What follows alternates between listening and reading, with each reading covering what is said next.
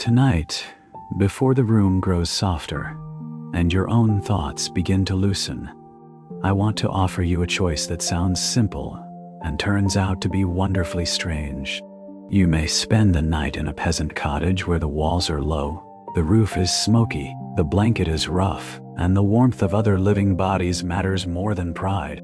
Or you may spend the night in a royal chamber where the bed stands high under curtains. The linen is finer, the fire burns brighter, and comfort seems, at least from a distance, to have been invited to stay forever. One bed belongs to labor, closeness, and exhaustion. The other belongs to rank, ritual, and unease. And by the time the candles burn down, by the time the embers settle, by the time the old medieval night begins its second breathing, you may find yourself asking a question that is far gentler and far more interesting than it first appears. Who actually slept better in the Middle Ages? Not who owned the more impressive room, not who possessed the richer blanket or the taller bed, but who drifted off more easily, slept more deeply, and woke with the greater peace. So let the modern day move a little farther away. Let the light lower. Let the centuries open like curtains. Tonight you will lie down in straw and in feathers, in smoke and in candlelight, in poverty and in privilege, and somewhere between the cottage and the castle, between the worn wool sheet and the embroidered coverlet, the answer will begin to gather around you very quietly. First, the cottage. You open your eyes beneath a roof so darkened by smoke that the beams above you seem older than wood. They look like memory itself, layered and patient and never fully clean. The air carries the smell of damp wool, warm ash, old straw, and the faint, sweet heaviness of stored grain. Somewhere close by, closer than a modern sleeper would find reasonable, an animal shifts in its sleep and then settles again. Perhaps it is a goat in an adjoining space. Perhaps a pig under partial shelter. Perhaps only the family dog circling once, twice before folding itself near the dying hearth. The house is small enough that every sound belongs to everyone. A cough does not remain private here. A sigh is household property. Even the changing of one sleeper's position becomes a small event shared by the whole room. You are not in a bedroom, because for most peasants a bedroom, as we imagine, it did not truly exist. You are simply in the house, and the house contains almost everything. It holds the table where bread was cut, the place where clothes were mended, the corner where tools lean, the spot where herbs hang to dry, the place where infants are hushed and old stories are told, the patch of floor where rain-damp shoes are left, and the narrow bed where bodies finally give up the day. Cooking, eating, sleeping, waiting out bad weather, whispering after dark, listening for animals, all of it settles into one space. The bed is not separated from life, it is buried inside it. The mattress under you is stuffed with straw or oat chaff or some mixture, practical enough to be replaced when the season allows. It rustles when you move. It gives in certain places and resists in others. The pillow may be no more than a folded cloak or a sack with something soft enough inside to deserve the name only in generous company. The blanket scratches. It is wool, and the wool has not spent its life trying to please your skin. Yet after a day of carrying water, turning soil, cutting wood, washing pans, chasing animals, mending fences, or following work wherever the weather pushed it, the body no longer bargains very much. It asks not for perfection, only for stillness. It asks not for luxury, only for enough. That word matters in the cottage. Enough heat, enough bread, enough cloth, enough sleep to stand up tomorrow. Medieval peasant life was often measured in enoughs, and because of that, rest in such a house could feel more honest than elegant. Nothing here flatters. The blanket does not pretend to be soft when it is not. The room does not pretend to smell fresh from any modern point of view. The bed does not perform grandeur. It simply receives a tired body. And sometimes that simple act, offered without illusion, is a kind of kindness. A child lies nearby, turned partly toward you, partly toward sleep. Another body on the far side breathes through a slight whistle in the nose. There is a grandmother or an uncle or a sibling close enough that, if one person rolled too suddenly, everyone would know. Shared sleeping in the medieval village was not a quaint exception. It was ordinary.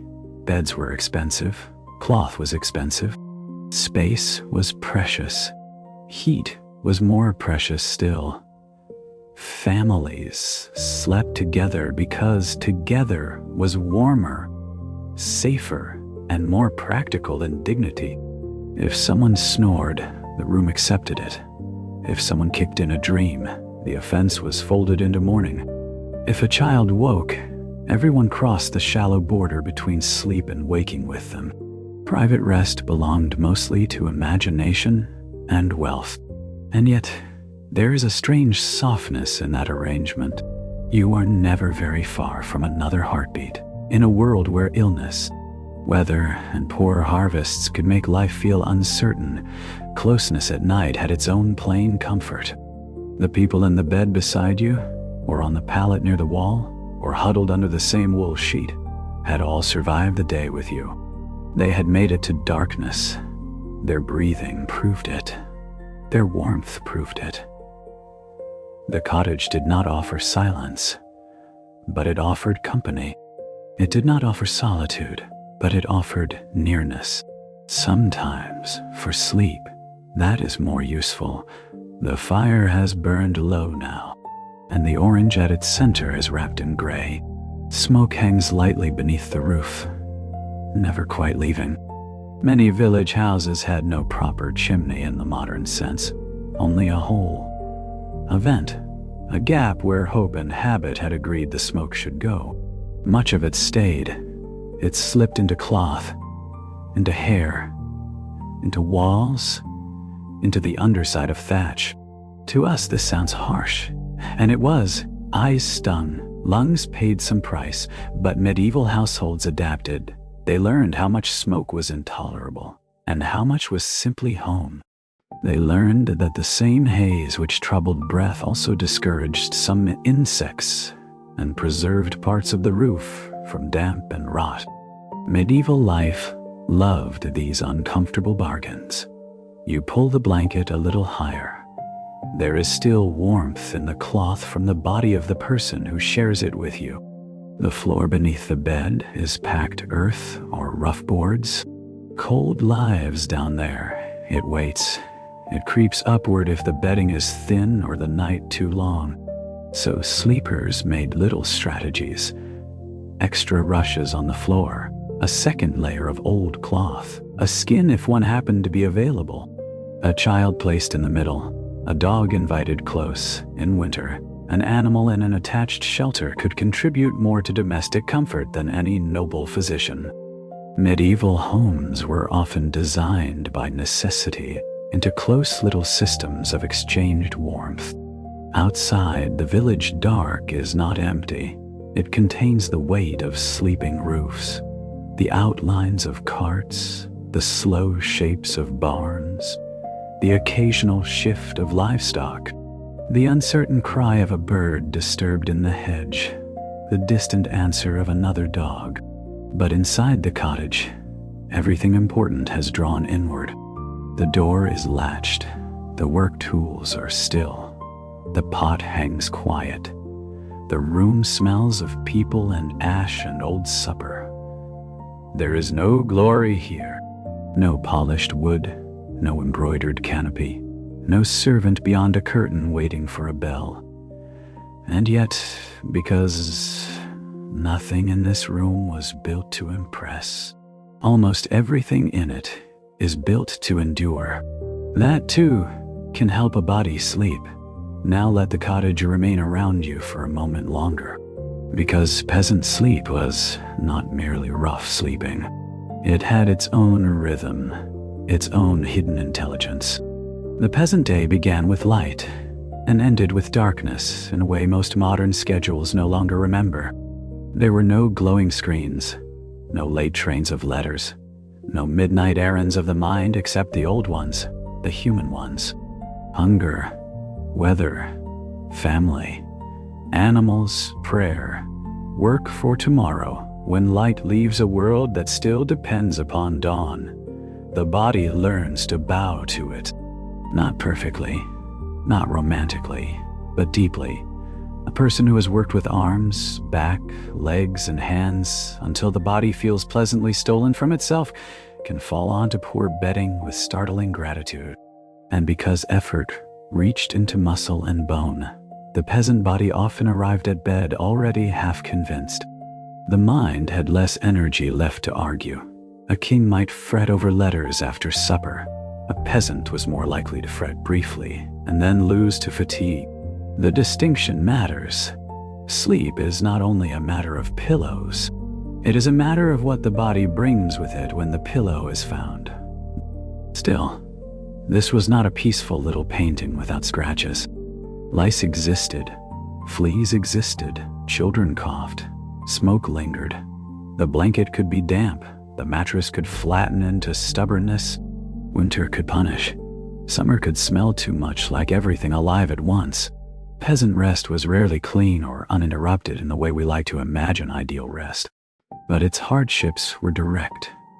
They came from materials, weather, labor, bodies, and household life. They did not usually come from political theater. That difference will matter more and more as the night goes on.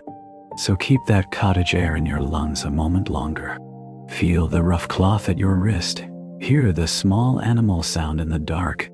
Let your shoulders learn the low ceiling. Let your thoughts become humble enough for one room. Because now, very gently, we are going to cross into the castle. And the height of the chamber will feel almost unreal after the pressed nearness of village life. The first thing you notice is space, not peace. Space, the room rises upward until darkness collects above the candlelight like a second ceiling made of shadow. Stone walls hold the cold in silence, and the silence is not complete because a castle is never complete in that way. It contains footsteps, doors, servants moving in the distance, a dog somewhere in a passage, a murmur that may be a low conversation, or simply the building itself remembering how to settle. In the center, or at least in the important part of the room, stands the bed, raised, curtained, deliberate. It is less like a place where someone collapses, and more like a place where someone arrives. The bed is dressed in layers, linen closest to the body, blankets above, fur perhaps, wool certainly, decorative cloth where decoration is expected. The mattress beneath may be stuffed with feathers, or with a more mixed filling if luxury has been balanced against common sense. Feather beds are celebrated for good reason. They yield, they cradle, they signal privilege every time a body sinks into them. Yet, they also shift. And when they shift, they gather themselves into strange little hills and hollows, as though luxury itself were inclined to mood. A peasant bed announces its discomfort honestly. A noble bed can surprise you with discomfort after flattering you first. Heavy curtains hang around the frame, and their purpose is not simply beauty.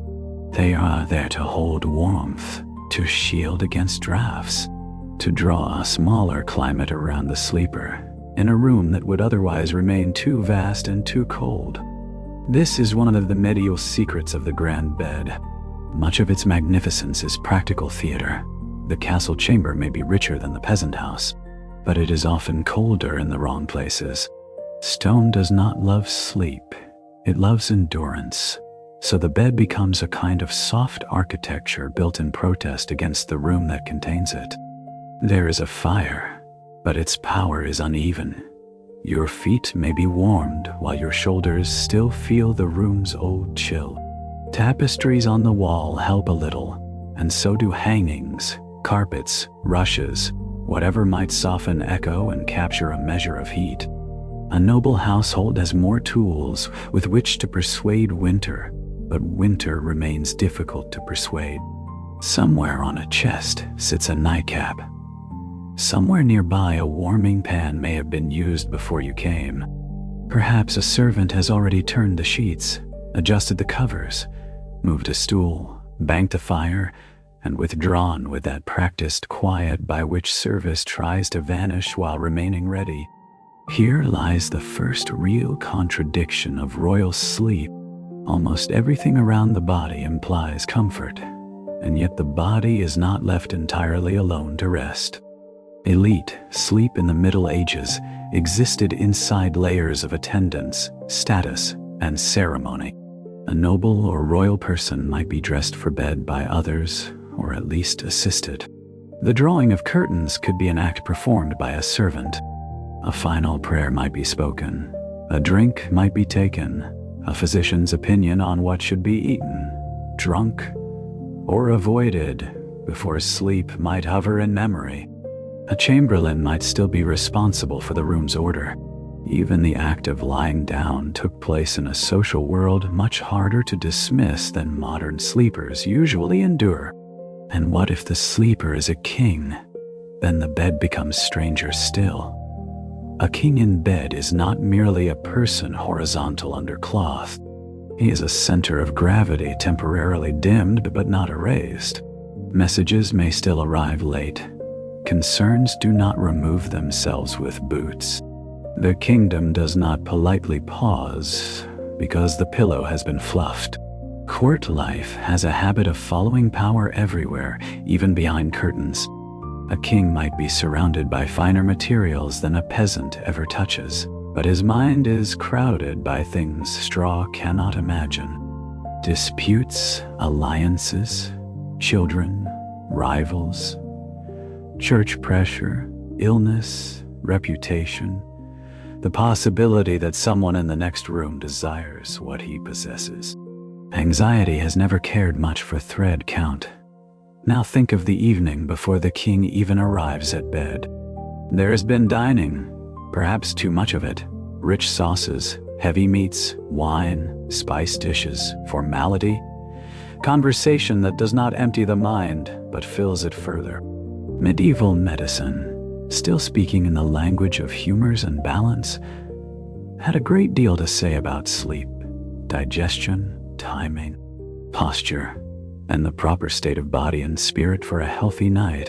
One should not sleep too full. One should not sleep too angry. One should not lie in a way that traps vapors or disrupts the inward management of the body. Sleep for the elite often came with advice attached, and advice is not always soothing company. Yet this chamber, too, eventually softens. Even power grows tired. The last servant retreats. The final candle reduces itself. Cloth quiets. The fire lowers toward embers. Behind the bed curtain, the world shrinks to linen, breath, and the old negotiation between body and dark. If the king has a moment of peace, it comes here. Not because the chamber is simple, but because at last it has become smaller than itself. Curtain does what the cottage has done all along. It gathers the night inward, and now that you have known both rooms in their first silence, let us move more slowly through what sleeping actually felt like in each life, because the question is not solved by fabric alone. In the village, bedtime did not arrive as a ritual of personal optimization. It arrived because work was finished, or as finished as it would be that day. The peasant family did not ask what arrangement would produce the ideal level of lumbar support. They asked, usually without words, how many bodies could fit, how the fire should be left, which blanket was least damp, where the youngest child might be tucked, whether the weather sounded like trouble, and whether anyone had enough strength left to care. Sleep came at the edge of used-up daylight that made it plain.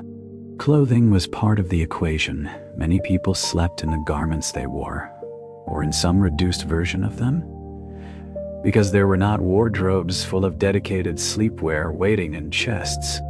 A linen shirt, if one had it, a tunic loosened, shoes removed if conditions allowed, a cap left on for warmth. Layers reused, everything practical. To modern ears, this sounds uncomfortable, and often it was. But in a cold room with rough bedding, the difference between sleeping in one's clothes and sleeping without them might be the difference between shivering and managing. The bed itself could vary more than we sometimes assume. There were pallets, sacks, wooden frames, enclosed beds, bench-like sleeping places, and combinations of these. In some regions, sleepers used box beds or built-in cupboard beds that closed in warmth and darkness around them. In others, a simpler arrangement spread across a frame or even the floor. What united these varied forms was not elegance, but adaptation. Medieval households adjusted sleeping arrangements to climate, wealth, local building habits, and family size. One family slept almost under the animals, another slept above them, another tucked itself behind a crude partition, another crowded into a single low room. A peasant bed was less a standardized object than a domestic solution. That solution was often deeply shared. Children learned sleep amid the sounds of adults. Adults learned sleep despite the sounds of children. A visiting relative might alter the arrangement without ceremony. A traveler caught by weather could be offered a place by the hearth or at the edge of a mattress. In a culture where warmth was communal and privacy limited, sleep carried social closeness in a way many modern listeners would find both touching and exhausting. But habit smooths what surprise would otherwise sharpen. Medieval people did not experience all these arrangements as continual violations. They experienced them as life, and what of the noble side here too? Sleep was social, though differently so.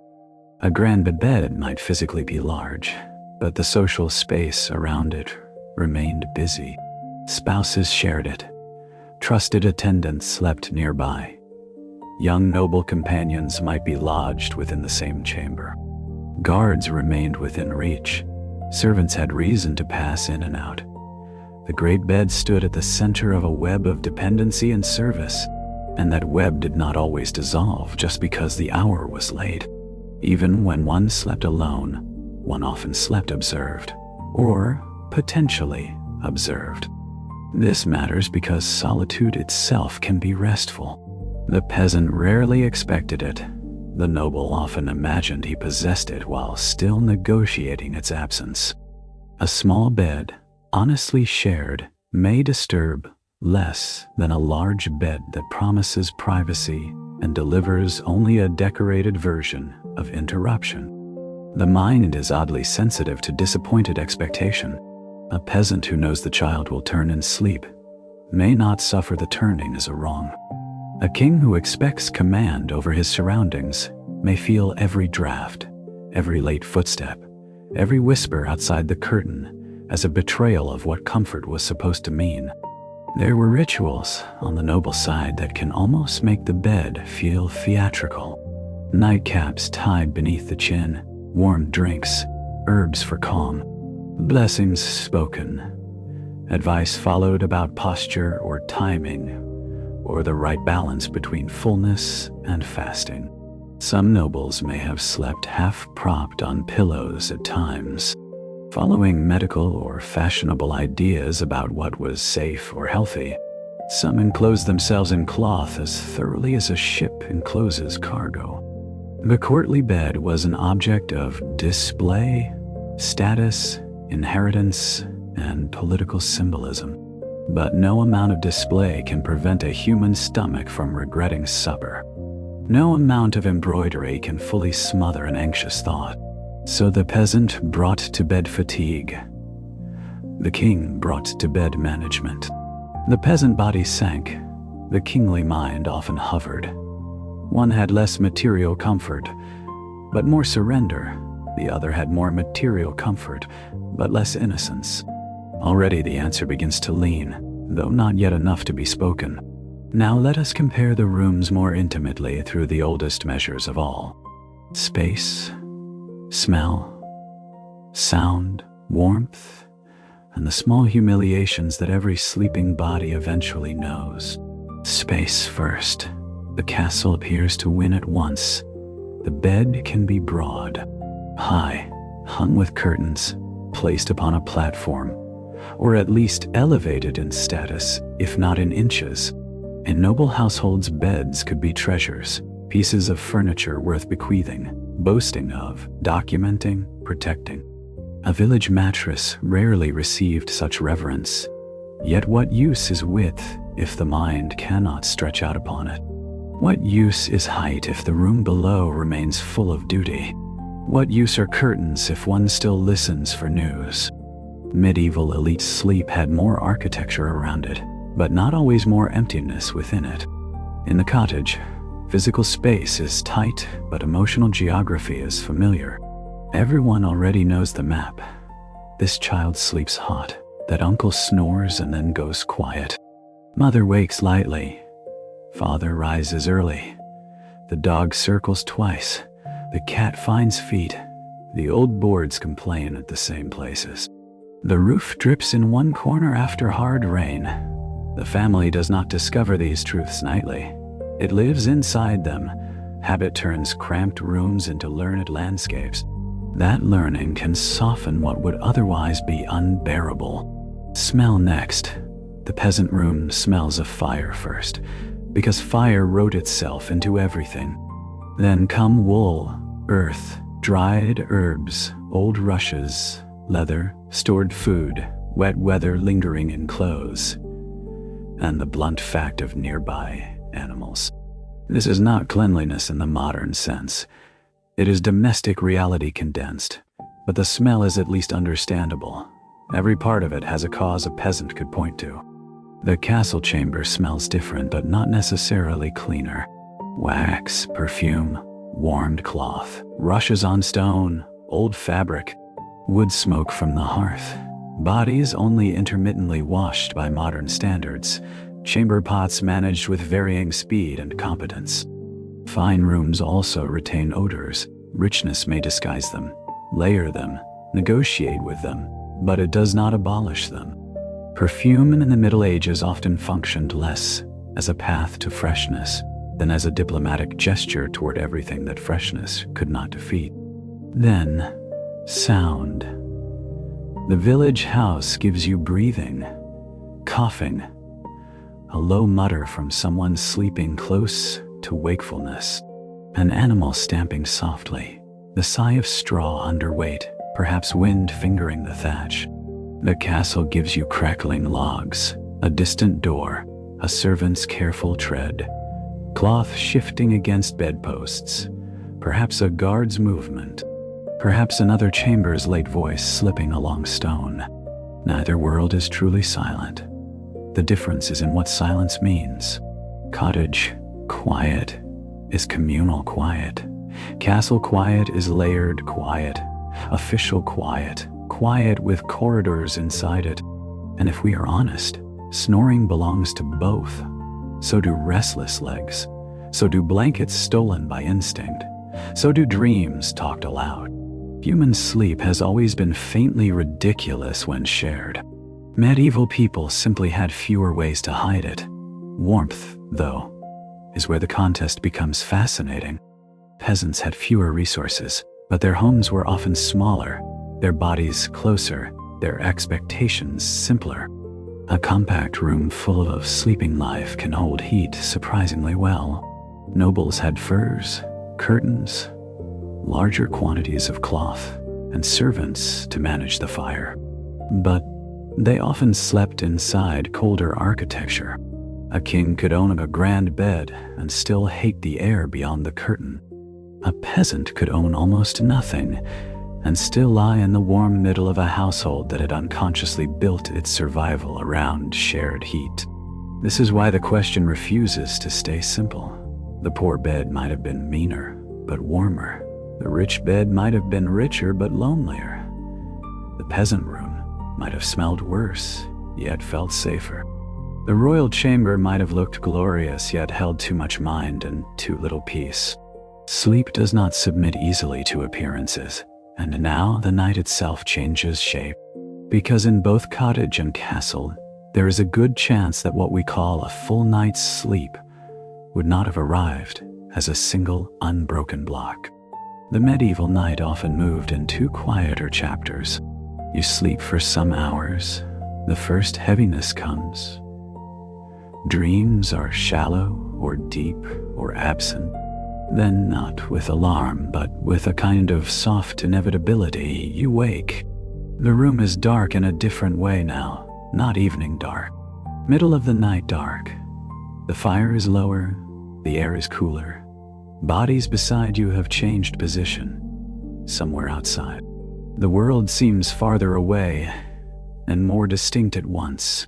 And because you live before electric light and before the modern command that true sleep must be continuous to count, your waking does not automatically become a problem. It becomes a pause. In the peasant house, this pause can be practical. Someone stirs the fire. Someone steps outside into the cold yard, because nature is persuasive and indoor plumbing is not yet a dream. A mother shifts to feed a child. Two adults share a few words too soft for day. A man sits by the embers and thinks about weather, seed, rent, and whether the ox looks slightly off its feed before nightfall. The house does not fully rise, it hovers. The waking belongs to the night rather than interrupting it. In the castle, the same interval acquires different textures. A servant may be called quietly. A candle may be lit and shaded. A noble may pray. Read a little if capable and inclined. Sip something warm. Or simply lie awake under cloth, listening to the room breathe. Some historical references suggest that this in-between period could be accepted as a suitable time for conversation, devotion, bodily needs, or marital intimacy. Sleep was not one sealed chamber, but two rooms with a corridor between them. This is one of the most soothing medieval differences for a modern listener to imagine. The waking itself did not have to carry failure. It was not proof that the night had gone wrong. It could simply mean the first sleep had ended, and the second had not yet begun. Imagine what gentleness there is in that. Imagine waking in darkness and not immediately deciding you have lost something. Imagine the body trusted to return when it is ready. For many pre-modern people, this may have felt entirely ordinary. The room in this hour is especially tender. In the cottage, the embers breathe more loudly than the sleepers. In the castle, the curtain keeps a small world around the bed, while beyond it, the chamber deepens into cold. Both rooms know this hour. Both rooms become stranger and kinder at once. The person beside you is less a social fact than a sleeping presence. The roof, whether low and thatched or high and beamed, seems to press less on waking thought and more on dream thought. Time does not feel divided into efficiency. It feels stretched, forgiving, and because medieval imagination did not draw a hard, modern line between sleep and the unseen, this middle waking was also a time when dreams, prayers, fears, and beliefs could settle close to the skin. Perhaps in the cottage someone has tucked a small holy image nearby, or whispered a prayer before lying down. Perhaps an older woman in the family has repeated some inherited caution about how to position the bed, which side to turn toward, whether the feet should face the door, whether herbs under a pillow might help keep bad dreams at bay. These details vary by place and time, but the pattern matters. Sleep was not merely physical, it was moral, spiritual, symbolic. Dreams could matter, nightmares could matter, A dream might be dismissed in the morning or remembered for years. To dream of a saint, of a dead relative, of a warning, of an omen, could all feel meaningful in ways modern sleepers often reserve for daylight reflection. In the castle, where religion and superstition lived quite happily beside education and rank, the same beliefs might be wrapped in finer materials. A relic by the bed, a blessing spoken by a chaplain, a psalm remembered while waiting for the second sleep. A charm, a token, an herb, an image, a habit of crossing oneself before letting the body sink again. When the candle is out and the room is cold, noble and peasant become more alike than either would care to admit. Both listen to the dark. Both try to make it friendly. Not that the dark was always friendly. Many medieval people carried stories of oppressive night presences, strange pressure in sleep, dream visitations, or spirits wandering too close to the human threshold between waking and dreaming. But even here, protection often arrived in soft forms. A prayer, a known companion, a symbol, a remembered verse, a hand resting on the blanket, the familiar shape of a room one has survived in many times before. Fear shared by a household becomes less sharp than fear held alone in a modern, sealed room. And dreams themselves must have been different, or at least differently situated. A sleeper who rises briefly in the middle of the night and then returns to rest may enter second sleep by another door. Sounds from the real room leak into the dream more gently. A bell from far away becomes part of the dream. A dog's breathing does. The final breath of the fire does. The mind drifts through a world that has not been interrupted by alarm or clock. It simply passes through one chamber of night into another. As you lie in that softer, second darkness, the world beyond the bed is still moving. This is worth noticing, because medieval nights were never empty, even when they were dark. Somewhere a bell rings from a monastery or church, measuring time for those who do not own timepieces.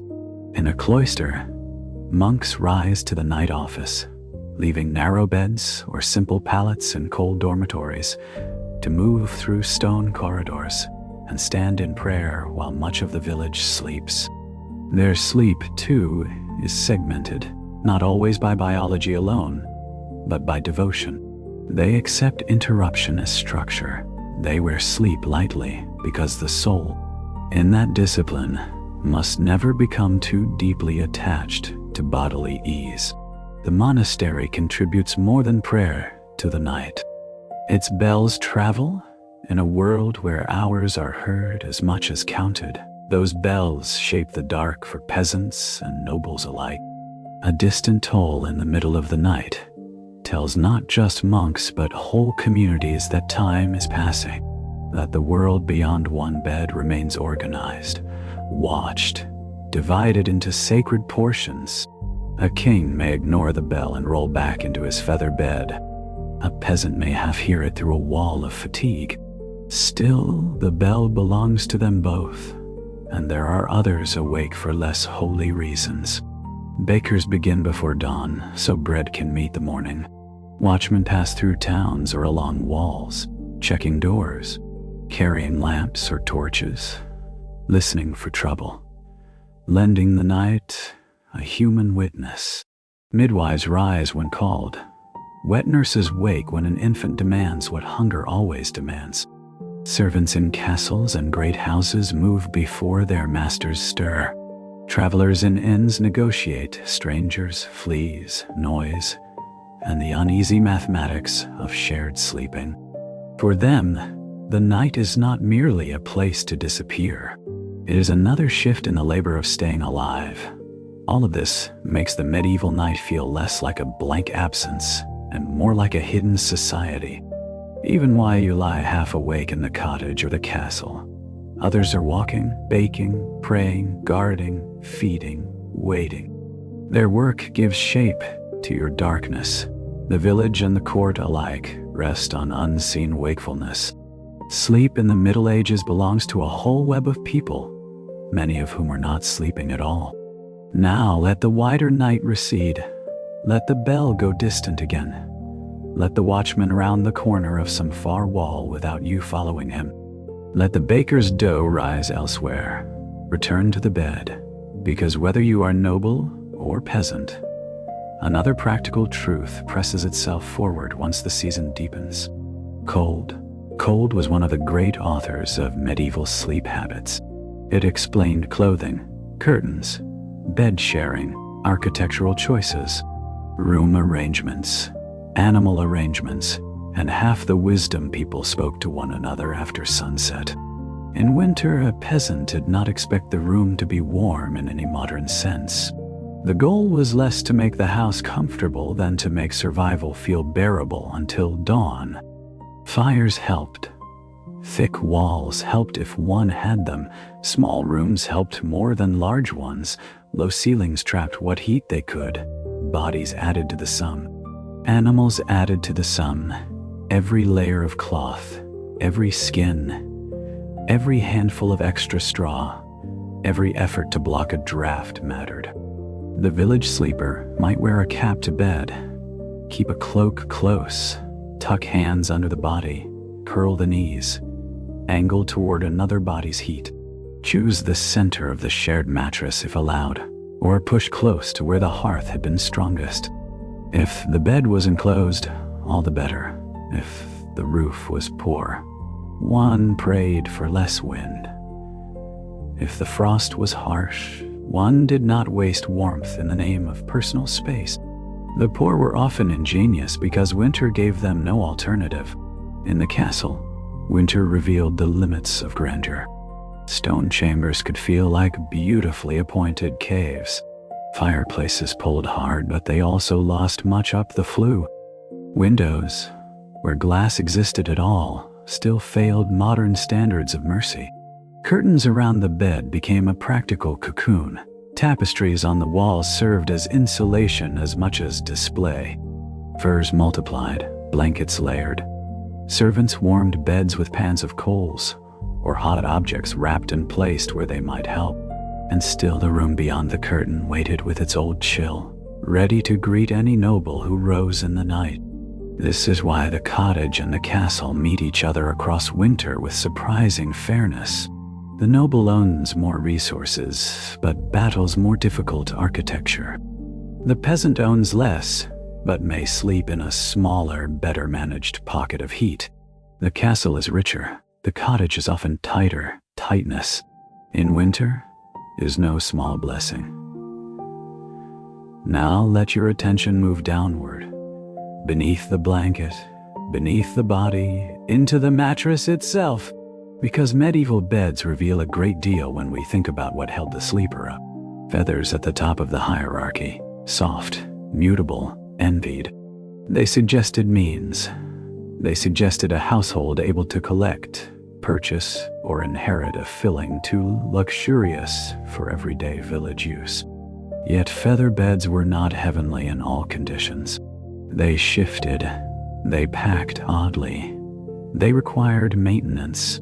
Left untended, they became lumpy. They trapped smells. They gathered years. Still, to most peasants, a feather bed belonged to the realm of better things. Wool and horsehair offered another level of bedding. Dense, resilient, useful, warm. They had their own disadvantages too. Weight, odor if neglected, stiffness depending on preparation. Mixed stuffs existed. Household ingenuity filled sacks with whatever materials were available and worthwhile. Even among the rich, there was variety between showy state beds, practical sleeping beds, guest beds, and the countless gradations in between. And then there was straw, which supported much of medieval Europe not because anyone confused it with delight, but because fields and labor made it obtainable. Straw could be packed into a tick, renewed with the season, shaken, replaced, stretched as far as a household needed. Fresh straw smelled brighter and lifted the body more kindly. Old straw flattened, broke, harbored unwelcome life, and became less bed than resigned mat data. Families replenished it when they could. The annual rhythm of harvest fed not only mouths, but mattresses. Some households improved matters with herbs, dried plants, extra rushes, bits of skin, folded cloth, or simple care in how the layers were arranged. A poor bed could still be managed intelligently. A rich bed could still disappoint. This is one of the nicest truths in the whole comparison. Comfort is never entirely bought. It is also arranged, maintained, interpreted, and felt through the condition of the body that meets it. Beds were valuable enough to inherit, mention in wills, and carry across generations. A mattress was not a disposable purchase, but a domestic asset. The one that grew more intimate and more alarming the longer one thought about how much of life it absorbed. Sweat, crumbs, skin, smoke, child illness, winter damp, summer heat, all of it entered the long history of a bed. Medieval sleepers did not recline upon sterilized objects. They reclined upon household biographies. That household quality becomes even clearer when we think about who shared the bed. In the village, bed sharing could mean family, children, in-laws, travelers, and sometimes animals close enough to count. The point was not to achieve ideal personal boundaries. The point was to fit life into the available warmth. Parents wrapped themselves around children. Siblings pressed shoulder to shoulder. A baby slept in a safer middle space. A dog claimed feet. A cat chose the warmest point with complete moral confidence. The arrangement was crowded, yes, but it also made loneliness rare. In noble houses, the social meanings changed without disappearing. A spouse might share the bed. Servants or attendants might remain in the chamber. Trusted companions could be lodged nearby. Important sleepers lived in networks of rank. Their nights reflected that a bed could represent intimacy, favor, dependence, alliance, or mere custom. What it rarely represented was the sealed individual sleep pod that modern life often idealizes. At inns and on the road, shared sleep grew even more practical and less sentimental. Travelers might find themselves in beds with strangers, divided by etiquette, necessity, or exhaustion rather than affection. Even there, medieval people had ways of making closeness ordinary. Necessity is a persuasive philosopher. If one has walked far enough in mud, one will accept companionship from almost anyone who is not actively carrying a knife. Monks and nuns knew communal sleep in still another form, governed by rule rather than family affection. Rows of beds, silence, simplicity, quick rising. The body remained part of a larger order. One learned again that medieval sleep was rarely purely personal. All of this leaves modern listeners in an odd position. The peasant bed sounds uncomfortable, yet emotionally rich with familiarity. The royal bed sounds luxurious, yet socially exposed. The cottage is crowded but known. The castle is impressive but porous to worry. The question of who slept better begins to sound less like a competition between poor and rich, and more like a question about which burdens stay outside the blanket and which climb in with you. Now, let us speak a little about the less charming companions of medieval sleep, because no honest comparison can leave them out. Fleas, lice, skin irritation, smoky eyes, stale bedding, poorly dried cloth, coughs that echo through a one-room house, chamber pots managed imperfectly, the whole minor army of discomforts that daily life sent ahead into the night. These were real. Beds could squeak, itch, smell, and shift in ways that made rest a practical triumph rather than a guaranteed service. People washed when they could, aired cloth when they could, beat bedding when they could, changed rushes when they could, and still much remained beyond full control. But here again, The peasant and the king differ not only in material conditions, but in the kind of suffering they must organize. The poor bed often punishes the body. The rich bed often leaves the mind ungoverned. Which is worse for sleep? The answer changes with the sleeper. A king surrounded by linen, fur, attendants, and remedies may still lie awake under the pressure of succession, diplomacy, illness, or betrayal. His bed may be warmer, softer, and more carefully prepared than the peasant's, but he does not enter it empty. The peasant enters with aches, yes, and perhaps with hunger or dread of tomorrow's labor. Yet those worries are often concrete. They have names the body recognizes. There is field work in the morning. There is bread to stretch. There is rent. There is weather. There is the coughing child. These are heavy concerns, but they do not always circle endlessly in the same abstract way that courtly fears can. The noble suffers from abundance as well as advantage. Too much food, too much watching, too much meaning attached to one's body and one's household. Too many people whose fortunes rise and fall with a royal knight's composure.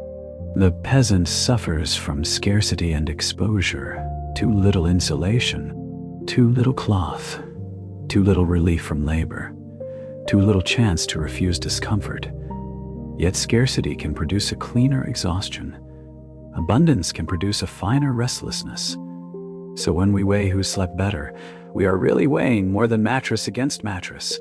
We are weighing exhaustion against anxiety, shared warmth against interrupted privacy, honest roughness against decorated unease, bodily hardship against mental overcrowding. The answer need not flatter wealth. Imagine the king at last asleep behind curtains, one hand heavy on embroidered cloth, the fire sinking, the chamber still cold at the edges, the mind not entirely quiet even in dreaming. Imagine the peasant curled near the hearth, blanket shared, room close with smoke and breathing, body too tired to negotiate further, already deep enough in sleep that a shifting goat scarcely matters. Which image feels more peaceful, not more enviable perhaps? More peaceful, and still the fair answer must remain soft. There were kings who probably slept very well on certain nights. There were peasants who likely lay awake through hunger, grief, damp cold, tooth pain, or sick children. There were noble women carrying private dread no feather bed could ease. There were farm workers so deeply exhausted that they vanished into sleep before finishing a prayer. There were monks waking by rule, servants waking by duty, bakers waking by necessity, watchmen never fully trusting the dark. The Middle Ages did not choose one class and handed a single sleep quality forever. But if the question is asked in the quiet spirit in which we began, if what we seek is not a courtroom verdict but a human impression, then the balance tilts in an interesting direction. The richer sleeper often had the superior bed. The poorer sleeper often had the superior surrender. And surrender, for sleep, is no small kingdom. Now the night begins to turn toward morning, though not quickly. Dawn in the cottage is first a thinning of darkness, a pale leak around the shutter or through the gap in the wall. The room wakes by degrees. The fire is ash and memory. The blanket feels colder where the body has moved away from it. A child stirs. An adult clears the throat of sleep. Someone rises with a groan that is less complaint than simple translation from horizontal to standing. Clothes are not selected so much as resumed. The day returns fast in village life. Animals need feeding. Water needs carrying. Dough needs tending. The bed does not become a place to linger in. It becomes something to leave behind because survival wastes little time on luxury. And yet the cottage morning has its own calm. The body may ache, but it knows why. The air smells of embers, wet earth, old wool, and the faint possibility of bread. The room is not elegant, but it is understandable. the night has passed, and that counts for a kind of wealth. In the castle, dawn enters differently. The room remains dim longer because it is larger. The bed curtains may hold shadow even when morning has already claimed the outer world. Servants reappear, water is brought, clothing is prepared. The sleeper's first waking may still be cushioned by ritual, but ritual is another word for the return of role. The king or queen or noble does not simply stand into a day. They are received by it, claimed by it, arranged back into it. The bed has sheltered them for some hours, but not fully freed them. The first thought of the morning may already belong to responsibility. This is where the peasant and the king part company again. The peasant rises into work. The king rises into consequence. Work can be crushing, but consequence can enter the room before the first full breath. A straw bed may not be soft, yet it does not usually require anyone to govern a realm upon leaving it. So perhaps this is the most truthful answer of all. Medieval peasants probably endured worse sleeping conditions more often. Worse bedding, worse hygiene, less privacy, less insulation, more bodily discomfort. Medieval elites and rulers probably enjoyed better sleeping materials, better immediate support, more options for warmth, and more carefully arranged chambers. But the better bed did not guarantee the better night, because sleep does not answer only to materials. It answers to habit, rhythm, expectation, physical fatigue, mental strain, the safety of the room, the trust one feels in the dark, and the burden one carries under the ribs. The peasant was held by necessity. The king was held by power. One of those often sleeps more lightly than the other. There is another layer to all this, and because the night is long, we can rest inside it for a while. Sleep was never only what happened after lying down. It began in the evening habits that led the body toward the bed. In the cottage, evening closes around the family slowly. Supper is simple and practical. A pot over the fire, bread if there is bread, porridge if grain has stretched that far, cabbage, beans, onions, bits of whatever the season and the household can persuade into one dish. Bowls are scraped clean because food does not like to be wasted where food is hard won. The bench is pushed back. A child is wiped down with whatever cloth can be spared. Someone checks the latch. Someone else shakes out a blanket or beats a little life from a mattress that has gone flat. Shoes are placed where morning can find them. Coals are gathered closer together. The room begins to trade the energy of work for the slower energy of settling. This settling matters. The peasant household did not own much privacy, but it did own ritual in a humble form. One person mutters a prayer. Another rubs tired feet. Someone hangs a damp garment closer to the warmth so it might feel less miserable tomorrow. A child asks for a story and gets half a story because the adults are too tired to finish. The old dog walks his familiar circle. The youngest is tucked where the warmth is best.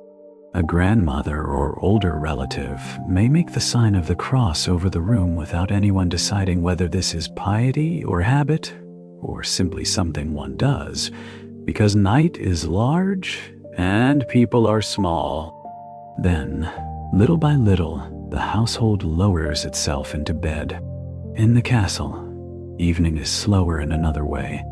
There are more layers to remove, more objects to manage, more ceremony attached to stillness. The great household does not simply fall quiet because daylight has gone. Candles must be trimmed, chamber pots set, water carried, curtains checked, garments folded or laid out. For morning, dogs discouraged from one cushion and encouraged toward another. Servants pass in patterns understood by long practice. The person who will sleep in the bed may still be finishing a conversation, still receiving a final message, still hearing the soft stream of courtly life flow around them. Even bedtime can feel public in a house where rank organizes motion. A noblewoman might sit while her hair is loosened and braided for the night. A nobleman might receive advice, a warming drink, or simply one last reminder of what dawn will require.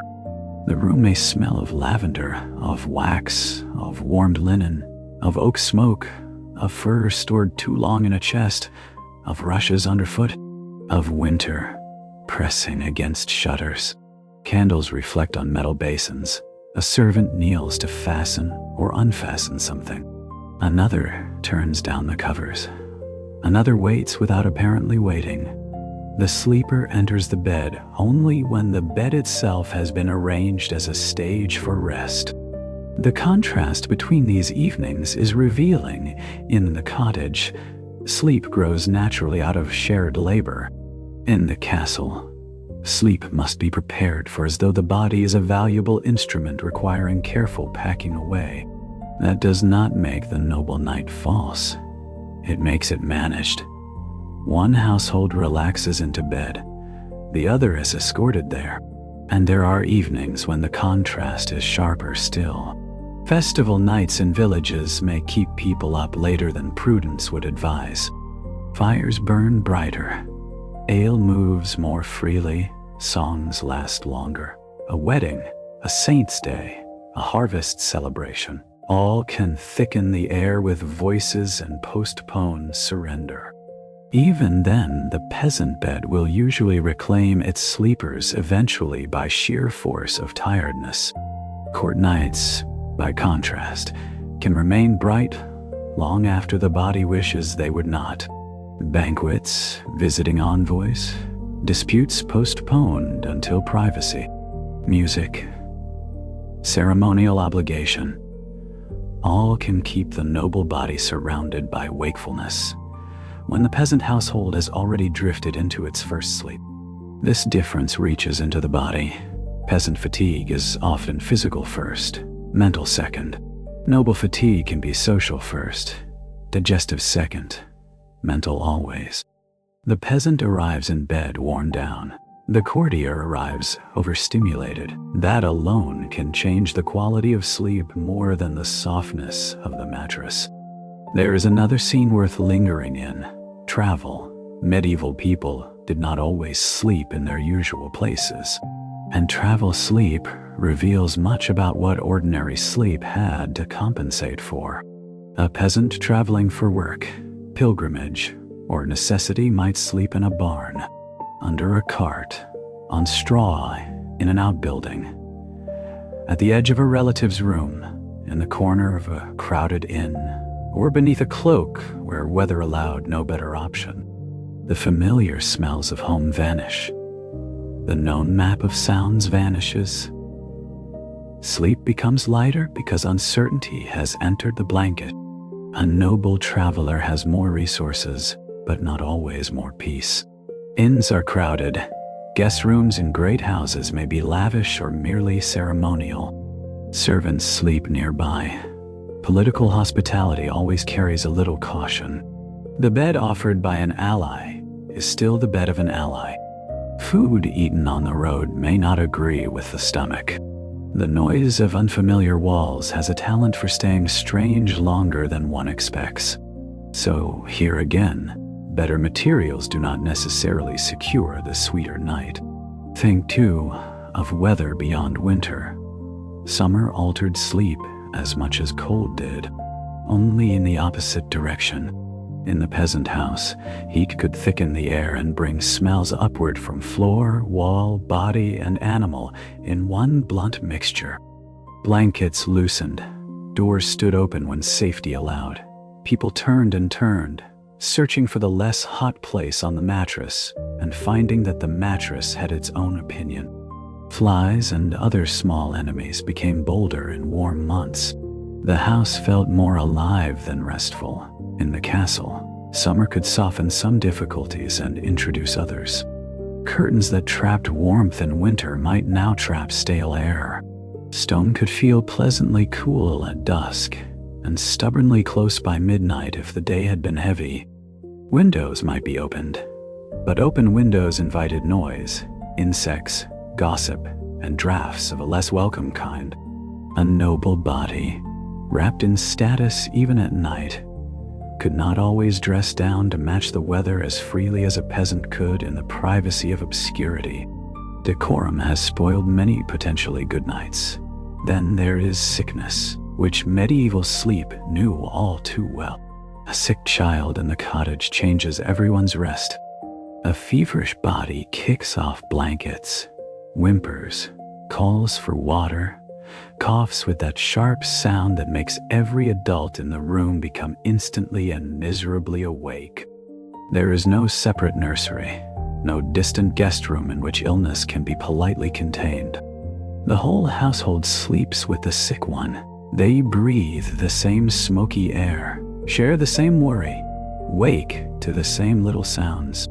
This is exhausting, but it is also intimate in a way modern life has partly lost. Care happens close to the bed because there is nowhere else for it to happen.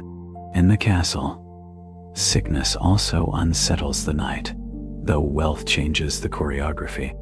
More linen may be available, more servants can be summoned, physicians can be consulted, baths or compresses or broths can be brought. Yet the emotional unease is no lighter for being served on better trays. The illness of a prince or queen can turn a whole wing of a palace sleepless. Fear multiplies with rank. What is private suffering in a cottage can become public consequence in a court. A peasant mother worries for her child. A queen may worry for her child, and for the kingdom that child represents. Once again, the king has more assistance and less freedom from the thought attached to assistance. And because we are lingering in this long middle of the night, we can speak of dreams a little more deeply. Not the grand prophetic dreams chroniclers like to preserve, but the ordinary dreams that must have visited millions of sleepers and vanished without record. The peasant dream might be made of work, because work made the day. Rows of grain that do not end, water that must be carried uphill forever, a missing sheep suddenly found, a loaf rising beautifully, rain arriving in time, a parent returned to life for the length of one dream. The images are simple because simple things can possess enormous emotional weight when daily survival depends on them. The noble dream might also be practical in its own way. A ceremony gone wrong, a letter unread, a horse stumbling at the wrong moment, a rival smiling too politely, a child unseen in a crowd, a chapel, a corridor, a table set for guests who never stop arriving. Wealth decorates the imagination, but anxiety organizes it. Even in dreams, rank continues to sort the furniture of the mind. Some dreams no doubt wandered free of waking logic entirely. A peasant might dream of saints moving through fields at dusk, of barns larger within than without, of the moon lowered into the village pond. A noble might dream the bed curtains had become a forest, the chamber floor a frozen river, the carved posts living trees. Candlelight and smoke and bells and winter all gave the medieval mind a storehouse of imagery from which sleep could build its odd little theaters. Because evenings were darker and nights less interrupted by artificial light, dreams may have arrived with a thickness modern life often thins away. And because dreams mattered culturally, mourning could inherit them. Someone at the cottage table mentions a strange dream while breaking bread. An older relative nods as though this confirms something. A noblewoman mentions a troubling image to a priest or confidant. A monk notes a dream with suspicion or humility, uncertain whether it is a temptation, a sign, or merely bad digestion in holy clothing. Medieval sleep was porous. It seeped into day. There is also the question of modesty, which shaped how people lay down and rose again. In crowded village life, the body learned a practical modesty rather than a luxurious one. One kept what was decent enough, covered what should be covered. moved carefully when others shared the room, and accepted that complete bodily privacy was beyond reach. In noble households, modesty became ceremonial. The body had to be hidden and displayed in the right proportions, served and covered, presented and withdrawn according to rank and custom. Both systems could make bedtime less straightforward than simply dropping clothes on a chair and collapsing. Even the act of making the bed in the morning tells us something. In the cottage, the mattress may be shaken, the blanket folded, the sleeping place restored to utility because the room cannot afford a permanent zone of inactivity. The bed must coexist with the day's labor. It is not a sanctuary preserved behind a closed door. In the castle, the bed may remain a visual center longer, part of the chamber's order, a place into which people might even be received, or around which service continues to circulate. The peasant bed disappears back into daily life. The royal bed remains symbolic even after sleep has left it. Now let us turn once more to the body itself, because medieval sleepers did not think about bodies quite as we do. They worried about balance, digestion, heat, cold, moisture, air, and the moral state of the soul. The line between medicine, household wisdom, and religion was not hard. A sleeper might choose a position because it was thought healthier, might avoid a certain food because it was said to disturb the humors, might sleep with the head raised, might keep herbs nearby for fragrance, protection, or both, might say a prayer not only for salvation, but for the practical hope of passing the night without nightmare or chest pressure or fever. This can sound remote from us, but in another sense, it is not remote at all. People still build little rituals around sleep. They dim lights, drink certain teas, straighten blankets, avoid certain foods, touch certain objects, say certain words, listen for certain sounds. Medieval people simply did this in a world where ritual had more openly shared language. A peasant and a king were both trying, in their own way, to negotiate with the dark. And here is a tender irony. The peasant, who possessed fewer tools, may have relied more fully on rhythm. The king, who possessed more tools, may have trusted rhythm less because he believed more things could be controlled. Yet rhythm is often the kinder master. Bodies like repetition, light fading, fire lowering, evening prayer, shared stillness, first sleep, waking, second sleep. These things ask less from the mind than 1,000 little efforts at control. Perhaps that is why the middle of our question continues to lean toward the cottage, even while the material evidence leans toward the castle. The peasant bed belongs to rhythm. The royal bed belongs to intervention. Rhythm often wins more quietly than intervention notices. There were, of course, exceptions that complicate every neat idea. A prosperous farmer might sleep better than a shabby minor noble.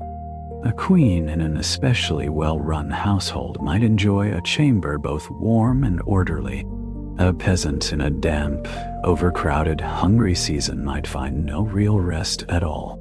A monk, disciplined by routine, might know a kind of sleep deeper than either village family or courtier.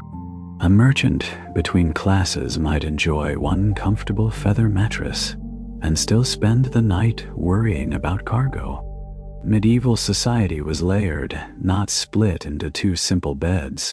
But contrasts help us feel the larger truth, and the larger truth remains this.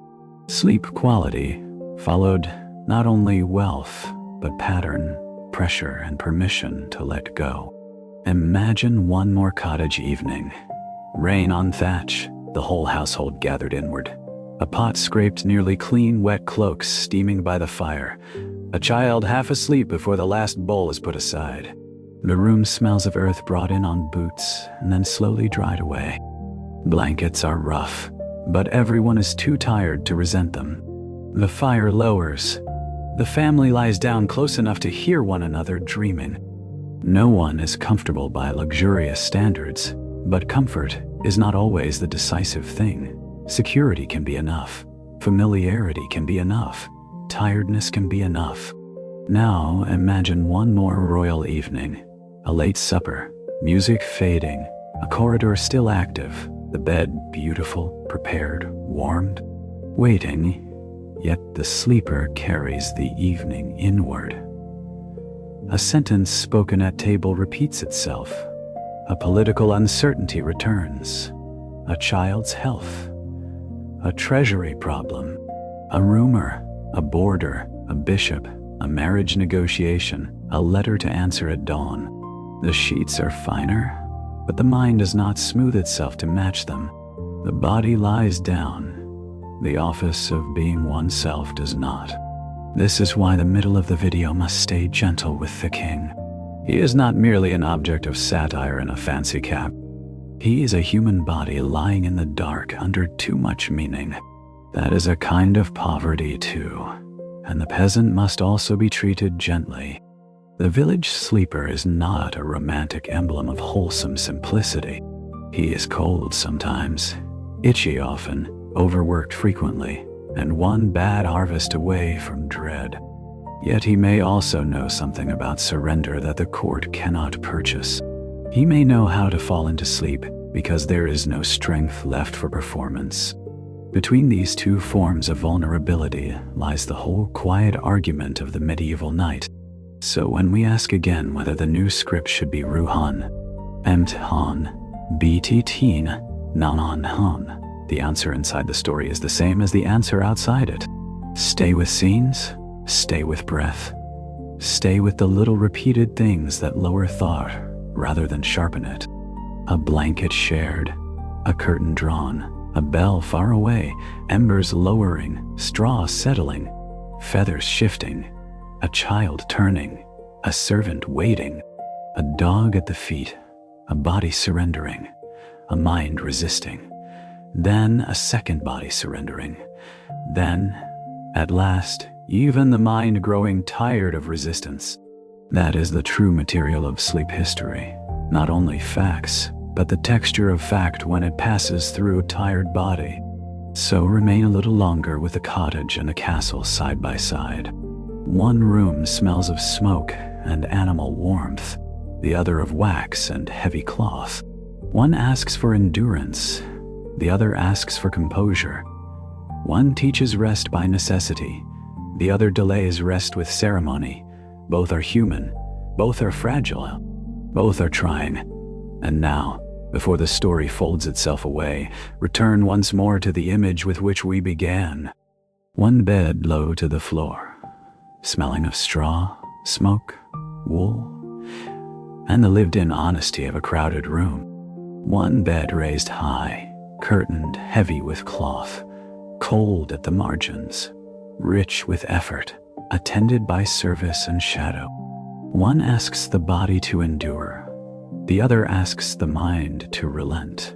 Both lie under the same medieval dark. You do not need to force a final verdict. It is enough to feel the tilt.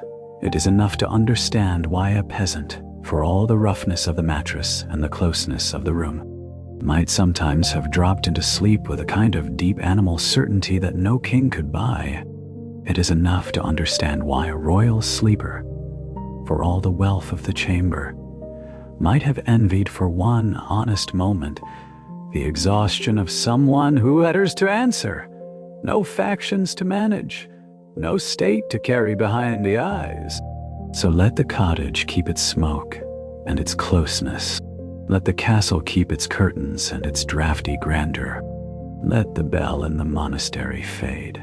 Let the baker continue somewhere else. Let the watchman pass beyond hearing. Let the dog by the hearth sleep on. Let the servant outside the curtain finally sit and close his own eyes. Let the old question soften until it no longer demands a crisp reply. Because you are back in your own room now, and your own bed, whatever its flaws, belongs to a gentler arrangement of history. You have sheets that do not need fresh straw. You have walls that are not defending a kingdom. You have darkness that need not carry quite so much weather, quite so much hierarchy, quite so much animal breath, quite so much smoke. You may even have the rare luxury that medieval sleepers knew less often than we realize. A bed to yourself. Feel what that means for a moment. A mattress made for sleeping rather than merely surviving. Clean cloth, or at least cloth easier to clean. Warmth that can often be adjusted. Privacy that can often be expected. Quiet that is chosen rather than won. These are not small inheritances. They are gifts of time, labor, technology, and the long chain of people who endured nights rougher than ours. There is no need to judge the past harshly tonight. They did what people always do. They arranged the dark as best they could. They folded cloth. They shared warmth. They trusted prayers. They listened to bells. They rose in the middle of the night and did not always fear it. They returned to sleep when sleep returned to them. They let the body lie where the world allowed it to lie. And somewhere, if you listen very softly, that medieval world is still settling. A little cottage breathing under a smoky roof. A high chamber dim behind bed curtains. A monk crossing stone before dawn. A child turning in sleep. A ruler half dreaming of burdens that morning will reclaim. A farm worker already too deep in second sleep to hear the wind outside. A dog warm at someone's feet. A bed of feathers holding a restless mind. A bed of straw holding a surrendered body. You do not need to go any farther into that world. It has given you enough for one night. If another thought comes now, let it sit gently at the edge of the room like a late traveler who has no wish to disturb you. It can wait for morning if you wake in the middle of the night. Remember that this, too, once belonged to ordinary human rhythm. You do not have to fight every waking. You can drift, listen, breathe, and trust the second sleep to find you in its own old time. The blanket is here. The bed is here. The room is dim. The day is done with you for now, far away, in another century. The peasant cottage has gone quiet again. Far away, behind curtains, the royal fire has lowered to ember. The old question has nearly fallen asleep itself. Who slept better? Perhaps the one who expected less from the bed and more from tiredness. Perhaps the one who had fewer blankets but fewer invisible guests in the mind. Perhaps the one whose world became smaller at night instead of following them under the covers. Perhaps, on the best nights, both let that be enough. Let the straw bed sink back into shadow. Let the feather bed drift away into the cold blue dark of its chamber. Let the bells stop counting. Let the floorboards rest. Let the curtains fall closed. Let the smoke rise and disappear. Let the dog at the hearth sleep on without dreaming of anything at all. And you, here, in your own safer century, can let the night grow wider and softer around you until even history becomes only texture, only warmth, only a fading room with low embers and distant stone and two old beds beneath one sky, both far away now, both quiet, both finally beyond needing an answer. So breathe once more, loosen the jaw, unclench the hands. Let the shoulders sink. Let the pillow do its work. Let the blanket decide the rest. There is no rush towards sleep. There is only the gentle old road leading there. And somewhere along that road, with straw on one side and velvet on the other, with smoke and candlelight meeting in the middle, the medieval night is still holding its breath just long enough to carry you a little farther down, a little farther out, a little farther from thought, until the cottage, the castle, the king, the peasant, the question, and even this voice itself all soften into the same dark kindness, and keep softening, and do not quite end at all.